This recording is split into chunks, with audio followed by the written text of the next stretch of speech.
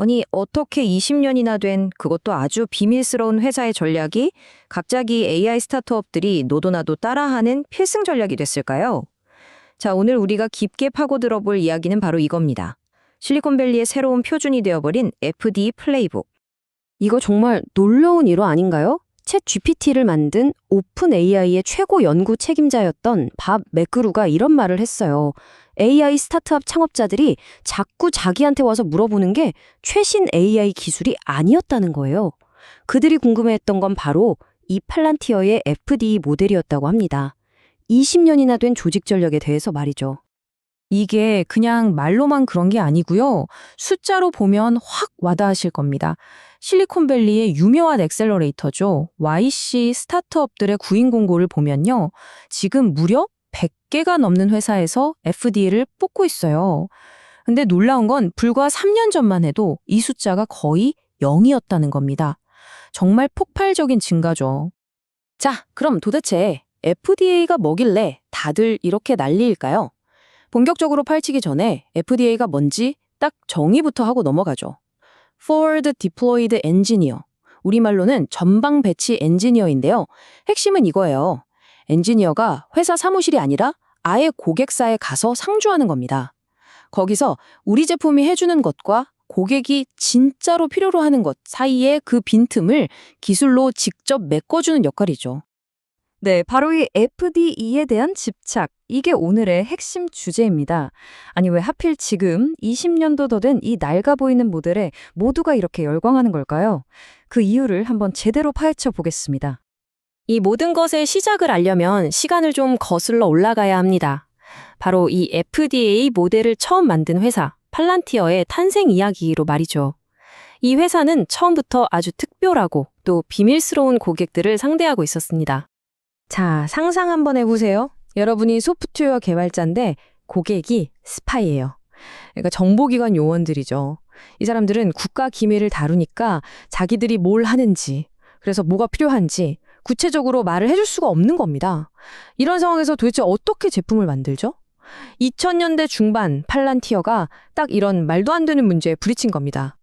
그래서 완전히 새로운 모델이 탄생하게 됩니다. 자, 보세요. 2000년대 중반 창업자들이 직접 데모를 돌면서 깨달은 게 있어요. 아, 고객마다 원하는 게 다 조금씩 다르구나. 일반적인 소프트웨어 회사라면 제품 시장 적합성, 그러니까 PMF를 찾으려고 하잖아요. 근데 그게 실패한 거예요. 시장이 너무 제각각이라 하나의 제품으로는 도저히 안 되겠던 거죠. 그래서 어떻게 했냐? 포기하는 대신 아예 새로운 길을 만들었습니다. 샴 산카르라는 사람이 주도해서 맞춤아? 그거 피하지 말고 그냥 우리가 직접 다 해주자. 이게 바로 FDF 전략의 시작이었습니다. 네, 그럼 이 FD 플레이북 도대체 구체적으로 어떻게 돌아가는 걸까요? 지금부터 그 핵심 전략을 하나하나 뜯어보겠습니다. 이 플레이북의 심장에는 두 개의 팀이 있습니다. 바로 에코팀과 델타팀이에요. 에코팀은 이단아나 반항아라고 불리는데 고객사에 딱 붙어서 진짜 문제가 뭔지 파악하고 고객 관계를 책임지는 사람들이에요. 한마디로 문제 발견 전문가죠. 그리고 델타팀은 프로토타이퍼입니다. 현장에서 그냥 뚝딱뚝딱 엄청난 속도로 코딩해서 해결책을 바로 만들어내는 엔지니어들이죠. 이 두 팀이 한 주가 돼서 움직이는데 이게 마치 고객사 안에 심어놓은 작은 창업팀 같은 거예요. 여기서 아주 중요한 비유가 하나 나옵니다. FDA 팀이 하는 첫 번째 일이 바로 자갈길을 까는 거예요. 이게 무슨 말이냐면 일단 한 고객의 특정 문제를 해결하기 위해서 좀 거칠고 투박하더라도 맞춤형 솔루션을 빨리 만들어주는 겁니다. 완벽한 포장도로가 아니더라도 당장 차가 지나갈 수 있는 자갈길을 먼저 내는 거죠. 자, 그럼 FDA 팀이 이렇게 자갈길을 깔아놓으면 그 다음은 어떻게 될까요? 바로 본사에 있는 핵심 제품팀이 나설 차례입니다. 이 사람들은 현장에서 만든 그 자갈길을 보고 이걸 이렇게 다듬으면 다음 10명, 20명의 고객에게도 써먹을 수 있겠구나 하고 이걸 반듯한 초고속도로로 포장하는 역할을 합니다. 즉, 하나의 맞춤 해결책을 모두가 쓸 수 있는 제품 기능으로 업그레이드 시키는 거죠. 바로 이 지점에서 전통적인 세스, 그러니까 구독형 소프트웨어 모델과 완전히 다른 길이 열리는 겁니다. 보통 세스 회사는 최대한 많은 고객에게 똑같은 제품을 팔아서 서비스 비용을 낮추려고 하잖아요. 근데 FD의 전략은 정반대예요. 비용이 좀 들더라도 고객 한 명 한 명에게 확실한 결과를 안겨줘서 계약 자체의 가치를 엄청나게 키우는 거죠. 그러니까 소프트웨어 라이센스를 파는 게 아니라 문제 해결이라는 결과물을 파는 겁니다. 자, 이쯤 되면 이런 의문이 딱 드실 겁니다. 잠깐만, 이거 그냥 사람 갈아넣는 비싼 컨설팅 아니야? 그쵸. 아주 날카로운 지적이고 실제로 가장 많이 나오는 비판입니다. 여기에 대해서 한번 제대로 짚고 넘어가 보죠. 네, 물론 그렇게 될 위험이 있습니다. 컨설팅의 덫에 빠질 수 있죠. 하지만 제대로 된 FDA 모델은 절대 컨설팅이 아닙니다. 왜냐하면 결정적인 차이가 있기 때문인데요. 바로 제품 레버리지입니다. FDA가 현장에서 만든 모든 해결책, 그 자갈길들이 전부 다 본사 제품, 즉 초고속도로를 만드는 데 쓰인다는 거예요. 그러니까 한 고객을 위해 고생해서 문제를 풀면 그 노하우가 제품에 그대로 흡수돼서 제품이 더 똑똑해지고 강력해지는 거죠. 그럼 다음 고객의 문제는 훨씬 더 쉽게 해결할 수 있게 됩니다. 이게 계속 반복되는 거예요. 이게 바로 컨설팅과 다른 점입니다. 자, 이제 FDA 모델이 단순한 컨설팅이 아니라 제품을 계속해서 진화시키는 아주 영리하고 확장 가능한 전략이라는 건 알겠습니다. 그럼 이제 진짜 처음 던졌던 질문으로 돌아가 보죠. 왜 하필 지금 AI 시대에 이 20년 된 전략이 다시 소환된 걸까요?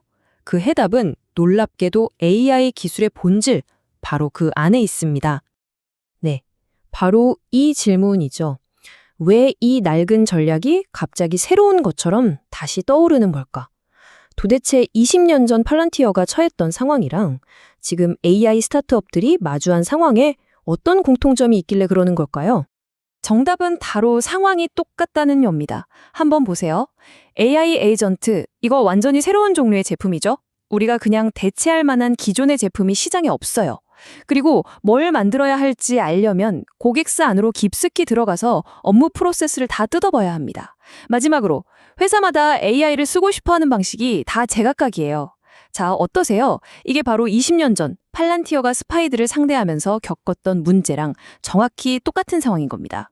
그래서 FDA 모델이 지금 이 AI 시장의 완벽한 해결책으로 떠오른 거죠. 아까 그 밥 매그르가 정말 기가 막힌 비유를 했는데요. 오픈 AI가 본사 제품팀이라면 지금 AI 스타트업들은 전부 FDA다.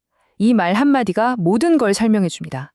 오픈 AI나 구글 같은 거대 기업들이 핵심 AI 기술, 그러니까 초고속도로의 기반을 만들면 수많은 스타트업들이 FDA가 되어서 고객사 현장에서 그 기술로 자갈길을 까는 역할을 한다는 거죠. 결국 지금 AI 시대의 가장 큰 병목 현상은 기술 역량이 아닙니다. AI가 뭘 할 수 있느냐가 아니라 그 엄청난 잠재력을 실제 고객들이 채택하게 만드는 것. 바로 이 둘 사이의 거대한 간극이 문제인 거죠. 그리고 이 간극을 온몸으로 부딪혀 메우는 사람들, 그게 바로 FD인 겁니다. 자, 그럼 이 모든 이야기에서 우리가 얻어야 할 최종 교훈은 뭘까요? 확장 불가능해 보이는 이 일을 어떻게 확장하는 걸까요? 이 FD 플레이북을 한 문장으로 요약하면 아마 실리콘밸리의 가장 유명한 조언 중 하나와 딱 맞아떨어질 겁니다. 바로 Y 컴비네이터의 창업자 폴 그레이엄이 했던 말이죠. 확장되지 않는 일을 하라. FDA 모델의 진짜 무서운 점이 바로 이겁니다. 그 확장되지 않는 일, 그냥 초반에만 하고 마는 게 아니라 아예 하나의 시스템으로 만들어서 규모 있게 지속적으로 해낸다는 거죠. 이게 바로 FDA 모델의 본질입니다. 그래서 이 모델을 쓰려면요, 생각 자체를 완전히 바꿔야 합니다. 우리는 그냥 멋진 제품을 만드는 회사가 아니에요. 우리는 고객에게 결과물을 배달하는 기계를 만드는 회사인 겁니다. 그러니까 전통적인 성장 방식처럼 제품의 기능, 즉 제품 레버리지에만 집중하는 게 아니라 거기에 더해서 우리 제품이 고객에게 어떤 결과물의 가치를 주는가에 똑같이, 아니 어쩌면 더 집중해야 하는 거죠. 자, 마지막으로 여러분께 질문 하나를 던지면서 마무리할까 합니다. 어쩌면 AI 시대의 가장 큰 기회는요, 더 새로운 AI 모델을 만드는 게 아닐지도 모릅니다. 이미 우리가 가진 이 강력한 모델들을 어떻게든 현실 세계의 문제에 배포하는 것, 거기에 진짜 기회가 있는 건 아닐까요? 이 영상을 보시는 여러분, 한번 스스로에게 물어보세요. 나는 지금 소프트웨어를 팔고 있는가? 아니면 고객이 원하는 결과물을 팔고 있는가?